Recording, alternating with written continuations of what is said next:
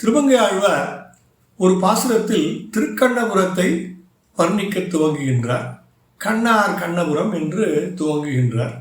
அதாவது கண்ணுக்கு அழகான திருக்கண்ணபுரத்தை பார்ப்பவர்கள் வேறு எந்த திவ்ய தேசத்தையும் பார்க்க மாட்டார்கள் என்று கருத்து தோன்ற கண்ணார் கண்ணபுரம் என்று துவங்கினார்.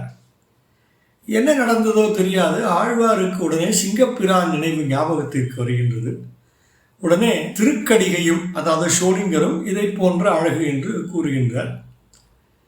அதன் பின்னர் சிங்கப்பிரானை நினைத்த உடனேயே ஆழ்வாருக்கு அடுத்து தலைச்சங்கனான்மதிய பெருமானுடைய அழகு நினைவுக்கு வர இந்த தலத்து எம்பெருமான் திருக்கண்ணபுரம் திருக்கடிகை ஆகிய ஸ்தலங்களில் உள்ள எம்பெருமான்களையும் விட மிக அழகு என்று குறிப்பிடுவது போல கண்ணார் கண்ணபுரம் கடிகை கடிகமழும் தன்னார் தாமரை சூழ் தலைச்சங்கமேல் திசையுள் விண்ணோர் நான்மதியை விரிகின்ற வெஞ்சுடரை கண்ணாரக் கண்டு கொண்டு கழிக்கின்றதிங்கென்று கொலோ.